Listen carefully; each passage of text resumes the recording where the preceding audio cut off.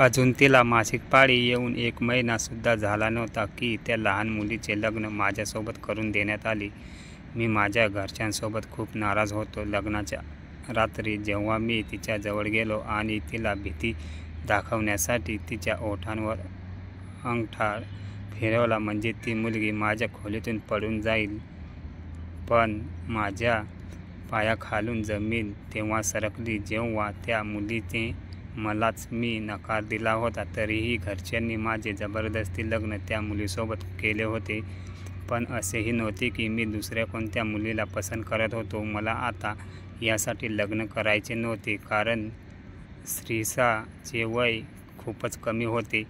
माझ्या घरच्यांनी त्या मुलीचे वयसुद्धा पाहिले नव्हते आणि एवढ्या कमी वयाच्या मुलीसोबत त्यांना माझे लग्न करायचे होते. एवढ्या कमी वयाच्या मुलीसोबत मला लग्न करायचे नव्हते, पण घरच्यांनी माझी एकही गोष्ट ऐकली नाही, कारण आम्ही आमच्या आई-वडिलांना 2च मुलं होतो आणि आम्हा 2 भावांचे लग्न लहानपणीच ठरवले होते. आम्ही राजस्थानमधल्या एका छोट्याशा गावातून आहोत. तिथे ही खूप साधारण गोष्ट होती.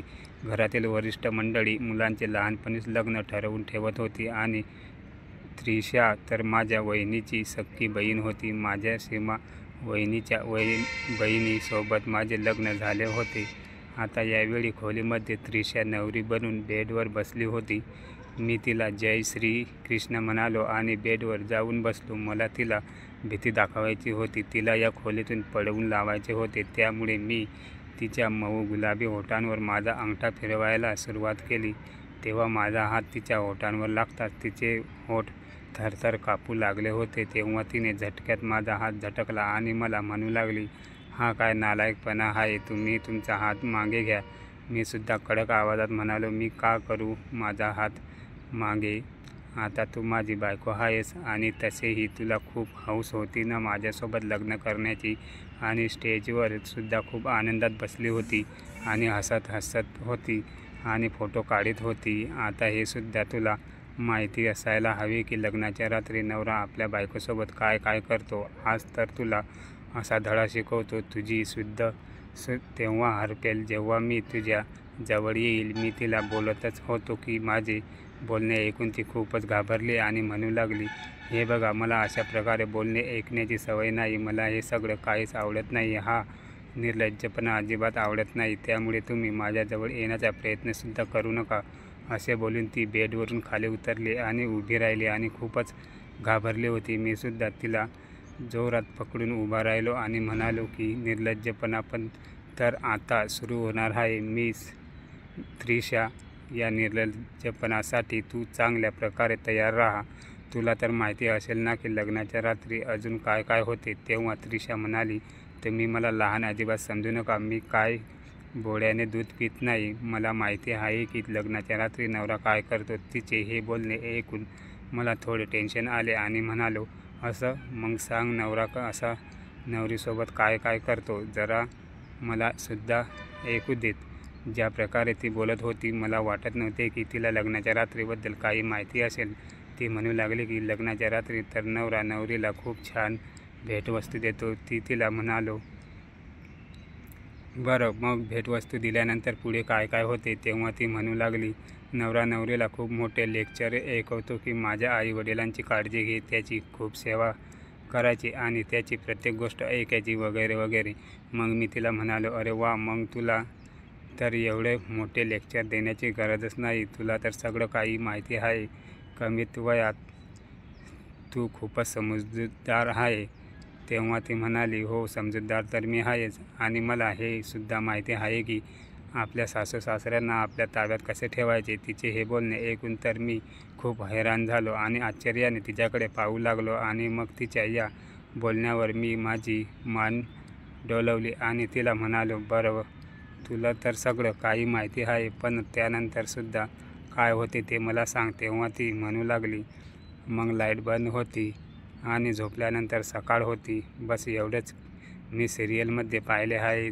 तिचे हे बोलणे ऐकून मी मनातल्या मनात हसलो होतो. मग त्यानंतर तिचा एक हात पकडला आणि तिला माझ्याजवळ घेतले आणि म्हणालो, "खरा खेळ तर लग्नाच्या रात्री लाईट बंद झाल्यानंतर सुरू होतो आणि मला तिला अजून भीती दाखवायची होती, त्यामुळे मी तिला घट्ट मिठी मारली. माझे अशा प्रकारचे वागणे पाहून ती थरथर कापू लागली आणि माझ्यापासून लांब व्हायला लागली. मी तिच्या गालांवर चिमटा घेऊन तिला म्हणालो की माझी छोटी छोटी जानू, तुझे हे कपडे तर चेंज करून ये, मग मी तुला सगळं काही सांगतो. ती खूपच घाबरली होती. तिने पटकन तिच्या बॅगेतून नाईट सूट काढला आणि पळतच वॉशरूममध्ये निघून गेली.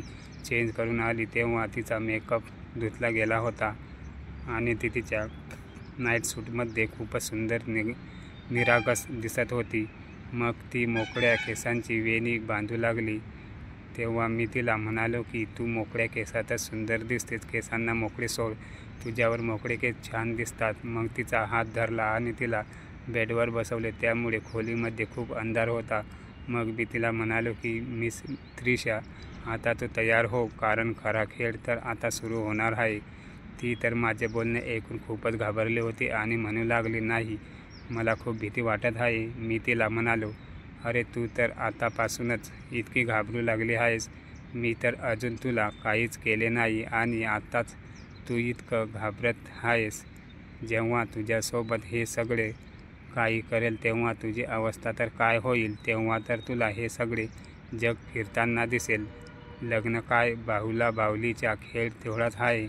खूप काही सहन करावे लागते एका मुलीला. मला तिला भीती दाखवायची होती, इतकी भीती दाखवायची होती की तिला विश्वास बसायला हवा की लग्न ही भयानक गोष्ट आहे. म्हणजे त्रिशा नावाची मुलगी एवढी घाबरायला हवी की आपला लग्नाचा संसारच बसू शकणार नाही. आणि मला घरच्यांना हे सुद्धा दाखवून द्यायचे होते की एकाच घरातून 2 बहिणींना सुना करून घेणे हे चुकीचे आहे. त्रिशा खूपच नर्वस होती. तिच्या चेहऱ्यावरचा रंगच उडाला होता. ती म्हणू लागली, हे बघा, मला लाईट बंद करायची नाही, मी लाईट चालू ठेवून झोपणार आहे. तेव्हा मी तिचे दोन्ही हात पकडले आणि म्हणालो, असे कसे मिस त्रिशा, असं काय होणारच नाही. जानू, लाईट तर बंद करावीच लागेल ना. शेवटी तुला लाईट बंद करण्यामागची कहाणी तर माहिती हवी ना, की लाईट बंद झाल्यानंतर लग्नाच्या रात्री काय होते. खूप हौस होती ना तुला लग्न करण्याची, चांगले कपडे दागदागिने घालण्याची, लग्नाच्या रात्री महागड्या व भेटवस्तू, हे सगळं पाहायला चांगले वाटते. पण सत्य तर काही वेगळेच असते आणि ते सत्य आज मी तुला सांगतो. मी लाईट बंद केली आणि खूप जोरात तिचे मनगट पकडले आणि तिला जवळ ओढले. जशी तिला मी मिठी मारली ती जोरात किंचाळली, मला बाजूला ढकलले, लाईट चालू केली आणि म्हणाली, मला माझ्या दीदीजवळ जायचे आहे. ती खूपच घाबरली होती. आता तर तिच्या डोळ्यातून अश्रू वाहू लागले होते. माझा हेतू पूर्ण झाला होता. मला तिला भीतीच दाखवायची होती. मी तिला म्हणालो, चल आता नाटक बंद कर आणि इथे झोप, नाहीतर तुझ्यासोबत मी जबरदस्तीसुद्धा करेल. आता मी तुला फक्त प्रेमाने सांगत आहे. तिला मी खूपच जोरात धरले होते. मी माझ्या हाताला चावली आणि खोलीच्या बाहेर पळाली. तिने माझ्या भावाच्या खोलीचा दरवाजा वाजवला. माझ्या चेहऱ्यावर स्मितहास्य पसरले होते. खूप हौस होती माझ्या भावाला माझ्या लग्नाची. आता त्याला त्याच्या हट्टीपणाचे उत्तर मिळणार होते. दादासोबत माझ्या आई वडिलांच्या खोलीचा दरवाजासुद्धा उघडला गेला. ते सुद्धा खोलीच्या बाहेर येऊन उभे राहिले. त्रिशा खूपच जोरजोरात रडत होती. म्हणू लागली, दीदी, मला तुझ्यासोबत झोपायचे आहे, मला त्या खोलीत झोपायची नाही. आणि वहिनीच्या गळ्यात पडून जोरजोरात रडू लागली. तिला पाहून दादाचे तोंड आश्चर्याने उघडेच राहिले होते. माझी वहिनीसुद्धा त्रिशाचे रडणे पाहून टेन्शनमध्ये आली होती. म्हणाली, अगं त्रिशा, काय झाले आहे तुला, तू एवढी का रडत आहेस. तेव्हा त्रिशा म्हणाली, मी त्याच्या खोलीत नाही झोपणार, मला तुझ्यासोबत झोपायचे आहे. दादा खूपच टेन्शनमध्ये आला होता.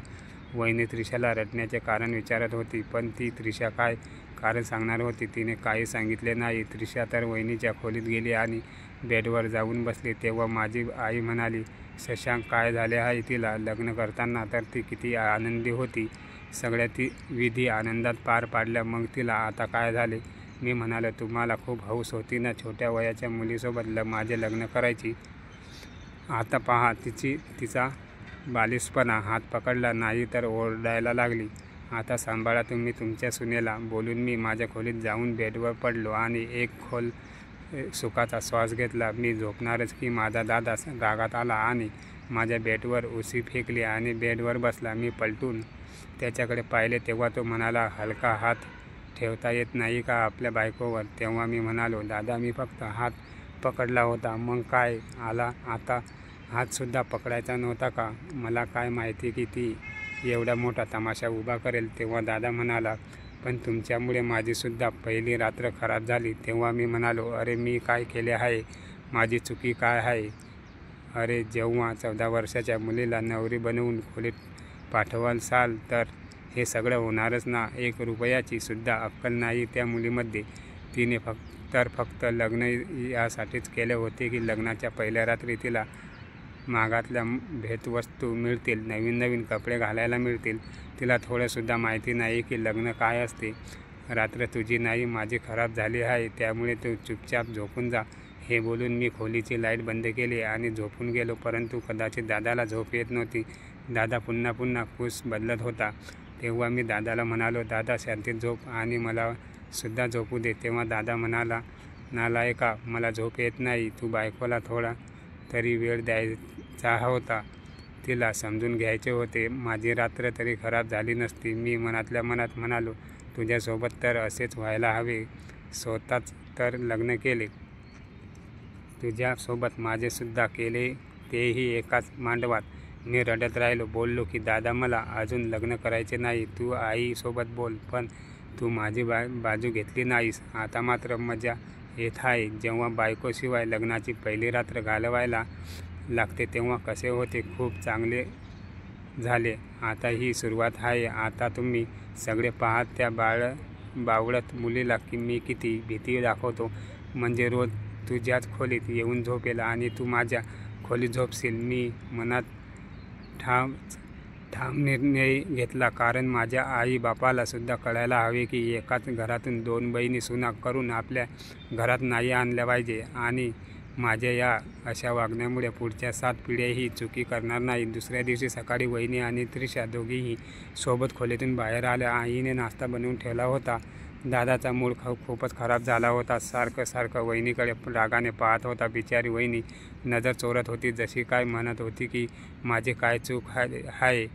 आणि त्रिशा जेव्हा मला पाहायची तेव्हा मी तिला रागाने पाहायचो. ती लगेच मला घाबरून नजर खाली करायची. माझी इच्छा होती की तिच्या मनात माझ्याबद्दल भीती इतकी बसावी की ती माझ्या जवळसुद्धा आली नाही पाहिजे आणि माझ्या खोलीत येण्याचा देखील प्रयत्न करायला नाही पाहिजे. मी तर मनातून खूप खुश होतो आणि मला विश्वाससुद्धा होता की आता ही मुलगी माझ्या खोलीत येणार नाही. पूर्ण दिवस ती वहिनीच्या खोलीतच राहिली आणि माझा दादा पूर्ण दिवस हॉलमध्ये रागाच्या भरात इकडून तिकडे चक्रा मारत राहिला.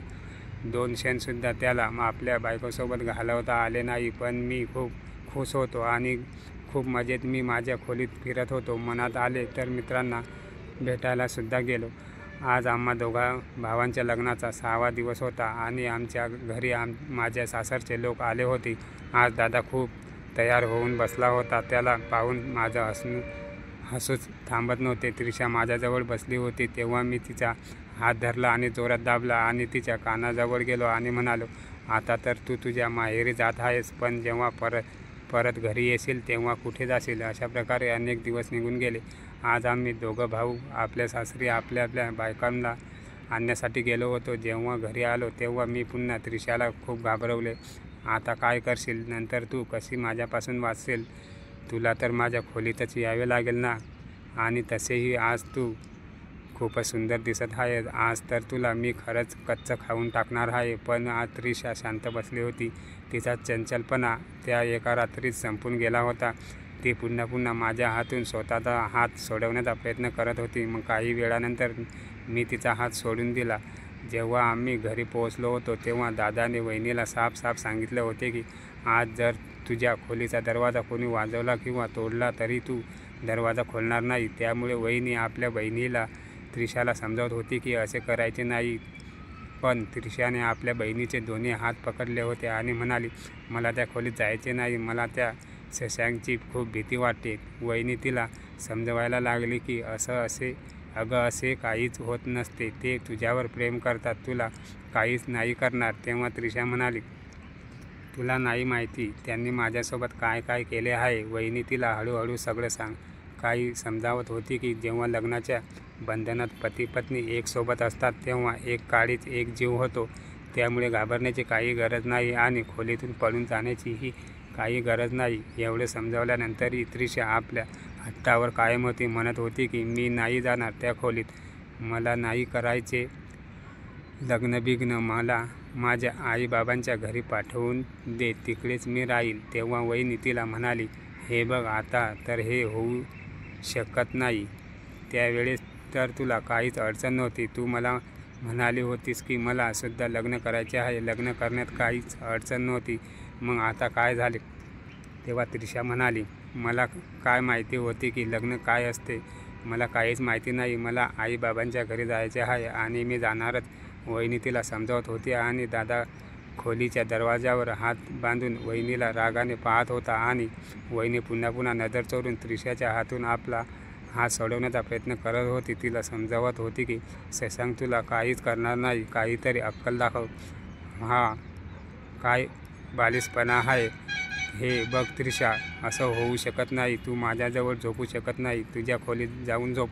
तेव्हा त्रिशा अजूनच रडू लागली. म्हणू लागली, दीदी प्लीज मला घरी पाठव. खूप मुश्किलने वहिनी तिला माझ्या खोलीपर्यंत घेऊन आली, पण ती खोलीमध्ये येत नव्हती. वहिनी तिला तिथे सोडून तिच्या खोलीत निघून गेली आणि त्रिशा हॉलमध्ये सोफ्यावर बसून आपली बोट मोडत बसली होती. ती खूपच घाबरली होती. जसं काय खोलीत आली तर तिचा जीवच जाणार होता. आणि हे सगळं पाहून मला खूप आनंद होत होता आणि मी हसतसुद्धा होतो. पण मला माहीत नव्हते की ती अशा प्रकारे घाबरेल. नंतर ती शांतपणे माझ्या खोलीत आली आणि माझ्यासोबत न बोलताच तिने कपाट उघडले. खोलीचा दरवाजासुद्धा तिने बंद केला नव्हता. त्यातून तिने तिचा नाईट ड्रेस काढला आणि वॉशरूममध्ये निघून गेली. मी तिची प्रत्येक हालचाल नोट करत होतो. ती वॉशरूममधून जेव्हा बाहेर आली तेव्हा खूप साधी आणि निरागस दिसत होती. आणि मग तिने हळूच आपली उशी उचलली आणि ब्लँकेट उचलून बाहेर जाऊ लागली. मी तिला लगेच म्हणालो, बाहेर कुठे चालली आहेस? तेव्हा ती म्हणाली, मी बाहेर हॉलमध्ये सोफ्यावर झोपेल. मला तुझ्यासोबत नाही झोपायचे. तिचे बोलणे ऐकून मी खांदे उडवले आणि म्हणालो, जशी तुझी मर्जी. अच्छा, ती लाईट बंद कर आणि दरवाजा बंद करून जा. ठीक आहे. तिने लगेच मान डोलवली आणि बाहेर निघून गेली. इथपर्यंत तर सगळं काही ठीक होतं. ती माझ्याशी काहीच बोलत नव्हती. जास्त करून वेळ ती तिच्या बहिणीसोबतच घालत होती किंवा माझ्या आईसोबत बसून गप्पा मारायची आणि हसत राहायची. आणि जसा मी ऑफिसवरून घरी यायचो, मला पाहून जसा काय तिला साप चावायचा. कदाचित वहिनीने किचन सांभाळले होते, पण ही महाराणी किचनचे कोणतेच काम करत नव्हती. बस फक्त तिचं एकच काम होतं, माझ्या आईसोबत बसून गप्पा मारणे आणि हसणे आणि जोक ऐकवणे. बाबासुद्धा तिच्या कंपनीत खुश राहत होते. जेव्हा सगळे झोपून जायचे तेव्हा ती हॉलमधल्या सोफ्यावर आरामात झोपायचे आणि सकाळी सगळे उठायच्या आत माझ्या खोलीच्या दारात येऊन अंथरूण टाकून द्यायची, पण खोलीमध्ये येत नव्हती. अशा प्रकारे महिना निघून गेला. बाबांनी सांगितले की हनीमूनला सगळ्यात पहिल्यांदा दादा आणि वहिनी जातील. जेव्हा ते परत येतील तेव्हा शशांक आणि त्रिशा जातील. दादा आणि वहिनी खूप खुश होते, पण त्रिशा मात्र खूप उदास होती. म्हणाली की दीदी तू आता का जात आहेस? मला सुद्धा तुझ्यासोबत घेऊन जा. मी सुद्धा तुझ्यासोबत फिरून येईल, पण मला त्या शशांकसोबत नाही जायचे. वहिनीने तिला खूप समजावले होते आणि ते दोघेही हनीमूनला निघून गेले होते. आता हे झाले होते की रात्री त्रिशा दादा वहिनीच्या खोलीत जाऊन झोपायची, परंतु आता मला काहीतरी होऊ लागले होते. तसेही ती माझे लग्नाची बायको होती. सुरुवातीला मी आई बाबा आणि दादांच्या जबरदस्ती लग्नामुळे हे सगळे काही केले होते, पण आता माझे लग्न म्हणायचे की त्रिशा माझ्या खोलीत यावी आणि तिने माझ्यासोबत गप्पा माराव्यात. पण ज्या पद्धतीने मी तिला घाबरवले होते त्यामुळे ती मला पाहतच घाबरून जायची. एक दिवस मला झोप येत नव्हती, म्हणून मी विचार केला की आज त्रिशाची माफी मागावी आणि तिला आपल्या खोलीमध्ये घेऊन यावे आणि प्रेमाने तिच्याशी गप्पा माराव्यात. शेवटी किती दिवस आम्ही असे दूर राहणार होतो, कारण जे व्हायचे होते ते होऊन गेले होते. मी खोली बाहेर आलो आणि दादाच्या खोलीचा दरवाजा उघडू लागलो, पण दरवाजा तर आतून बंद होता. मी दरवाजा वाजवला, पण त्रिशाने मला आतून आवाज दिला नाही. म्हणून मी खिडकीतून तिला पाहण्याचा प्रयत्न केला. तेव्हा ती खूप गाढ झोपेत होती आणि ती झोपेतही खूप सुंदर दिसत होती. मी विचार केला होता की खूप झाले, मलाही आता माझ्या दादासारखे वैवाहिक जीवन जगायचे आहे. दादा वहिनीला फिरायला जाऊन आता 8 दिवस झाले होते, त्यामुळे ते आता परत येण्याची वेळ झाली होती. ते दोघे फिरून आल्यानंतर मला त्रिशासोबत फिरायला जायचे होते, म्हणून मी विचार केला की फिरायला जाण्याआधी तिच्यासोबत मैत्री करावी. मी हळूच तिला खिडकीतून आवाज दिला, पण ती गाढ झोपेत होती. जेव्हा मी खिडकी वाजवली आणि आवाज दिला तेव्हा ती उठली आणि हळूच खिडकीजवळ आली आणि म्हणाली की काय काम आहे, असं झोपेतून का उठवलं. मी तिला म्हणालो की आता हा तमाशा खूप झाला, आपल्या खोलीत ये. माझे असे बोलणे ऐकून ती पुन्हा घाबरली आणि म्हणाली, मी इथेच ठीक आहे, मी त्या खोलीत येणार नाही. मी तिला म्हणालो, सॉरी बाई, मी तुला आता त्रास देणार नाही. मी तिला सॉरी बोलूनही ती नकार देत होती. शेवटी मी निराश होऊन माझ्या खोलीत परत आलो आणि मी केलेल्या चुकांबद्दल मला पश्चाताप होऊ लागला, कारण ती माझ्याच भीतीपोटी दारखिडक्या बंद करून झोपत होती. आता मात्र मला सुचत नव्हते की आता नक्की काय करावे. सकाळचा नाश्ता आणि जेवण आम्ही सोबत करायचो. मी जेवणासाठी बसलो होतो आणि माझे आई बाबाही बसले होते. जेव्हा त्रिशा जेवण करायला बसली तेव्हा मी तिच्या बाजूला जाऊन तिला जेवण वाढवायला सांगायचो. एक दिवशी मी तिच्या बाजूला जेवायला बसलो आणि तिच्या पायाला स्पर्श केला तेव्हा ती जोरात किंचाळली. तेव्हा सगळेजण माझ्याकडे पाहू लागले. ती तिचा पाय बाजूला घेण्याचा प्रयत्न करत होती. एवढी नर्वस झाली होती की तिने व्यवस्थित जेवणही केले नाही. खरं तर जेव्हापासून वहिनी बाहेर गेली होती तेव्हापासून ती व्यवस्थित जेवतही नव्हती, कारण घराची सर्व जबाबदारी तिच्यावर आली होती. आईला विचारून घरातील सर्व काम करत होती. जेवणही आईला विचारून करत होती. तरीही जेवण चांगलेच स्वादिष्ट बनत होते. रात्री जेव्हा सगळेजण हॉलमध्ये होते तेव्हा ती किचनमध्ये भांडी घासत होती. मी गुपचाप किचनमध्ये गेलो आणि फ्रीजमधून पिण्याच्या पाण्याची बॉटल काढली आणि ग्लासमध्ये ओतायला लागलो. ती भांडी घासण्यात बिझी होती. पाणी पिल्यानंतर मी अगदी तिच्या मागे येऊन उभा राहिलो आणि पाठीमागून तिला मिठी मारली, पण ती खूपच वाईटरित्या घाबरली आणि मागे सरकली. मी तिचे तोंड माझ्या एका हाताने दाबले आणि तिला चेहरा तिच्या खांद्यावर ठेवला आणि तिला म्हणालो, त्रिशा, माझ्यापासून तू एवढी का पडतेस? तुझा नवरा आहे मी. तेव्हा ती म्हणू लागली, प्लीज सांग, मला सोडा. मी तिला म्हणालो, रात्री गुपचाप माझ्या खोलीत ये आणि तसेही उद्या दादा वहिनी येणार आहे आणि मग नंतर तुला सुद्धा माझ्यासोबत हनीमूनला जावे लागेल. मग तू काय करशील? त्रिशा, आज जरी तू माझ्या खोलीत आली नाहीस तरी तुला उद्या यावेच लागेल.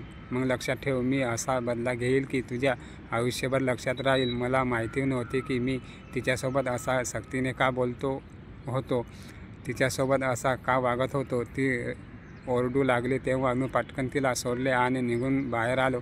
त्रिशाच्या आवाजाने माझे आईवडील दोघेही किचनमध्ये आले आणि तिला विचारू लागले की काय झाले होते. तेव्हा त्रिशा म्हणाली होती की काही नाही आई, झुरळ होते. त्याला पाहून मी घाबरले आणि किंचाळले. असे बोलून ती शांतपणे तिचे काम करू लागली. दुसऱ्या दिवशी माझा दादा आणि वहिनी आले. आता आमच्या लग्नाला 2 महिने पूर्ण झाले होते. तरी देखील त्रिशा माझे काहीच ऐकत नव्हती. रात्रीच्या वेळी सगळे झोपले होते आणि त्रिशा रूममधून बाहेर सोफ्यावर झोपण्यासाठी जाऊ लागली. तेव्हा काही वेळाने मी सुद्धा तिच्या मागोमाग बाहेर गेलो. तेव्हा ती सोफ्यावर झोपली होती. मी तिच्याजवळ गेलो आणि तिला प्रेमाने सांगितले की आपल्या खोलीत चल यार, 4 दिवसांनी आपल्याला हनीमूनला जायचे आहे. तेव्हा तिने नकार दिला आणि म्हणाली, मी खोलीत येणार नाही आणि तुम्ही जर जबरदस्ती केली तर मी आरडाओरड करीन. मी सुद्धा चिडून म्हणालो, जेव्हा तुला जे काही करायचे आहे ते कर. असे म्हणत मी तिचा हात पकडला आणि तिला ओढतच माझ्या रूममध्ये घेऊन आलो आणि तिच्याशी बोलणार तेवढ्यात दरवाजा जोरजोरात ठोकण्याचा आवाज आला. मी पटकन बाहेर जाऊन पाहिले तर माझा दादा आईच्या खोलीचा दरवाजा जोरजोरात वाजवत होता आणि जेव्हा आईने दरवाजा उघडला तेव्हा दादा म्हणाला, आई, तिची तब्येत खूपच बिघडली आहे, तू जरा येऊन पाहतेस का? दादाचे असे बोलणे ऐकल्यानंतर मी सुद्धा त्याच्याकडे धावत गेलो आणि मग आम्ही सर्वजण वहिनीच्या खोलीमध्ये गेलो. आत गेल्यावर पाहिले तर वहिनी उलट्या करत होती. त्याच्या उलट्या काही थांबत नव्हत्या. तेव्हा आईने त्रिशाला निंबू पाणी बनवून आणायला सांगितले आणि त्रिशासुद्धा काहीच वेळातच निंबू पाणी बनवून घेऊन आली. निंबू पाणी पाजल्यानंतर वहिनीला हॉस्पिटलमध्ये घेऊन गेलो. तेव्हा डॉक्टरांनी आम्हा सगळ्यांना आनंदाची बातमी सांगितली. डॉक्टर म्हणाले की या प्रेग्नेंट आहेत, यांना आरामाची खूप गरज आहे. आमच्या घरात आनंदाचे वातावरण निर्माण झाले होते, पण आमचे हनीमूनला जाणेही रद्द झाले होते, कारण घरातील सगळी जबाबदारी त्रिशावर आली होती. जेवण बनवणे, कपडे, भांडी, घरातील सर्व कामे त्रिशालाच करावी लागणार होती, कारण वहिनीला डॉक्टरांनी पूर्ण बेड रेस्ट सांगितला होता, कारण त्यांना काहीतरी प्रॉब्लेम होता. त्रिशाला घरातील सगळी काम करताना पाहून मला तिच्यावर खूप दया यायची, कारण तिच्यावर खूप कमी वयात खूप मोठी जबाबदारी आली होती आणि अशातच मी सुद्धा तिला चांगली वागणूक देत नव्हतो. मला माझ्या वागण्यावर खूप पश्चाताप होऊ लागला होता. आजकाल त्रिशा खूप लवकर थकून जायची आणि सोफ्यावर जाऊन झोपी जायची.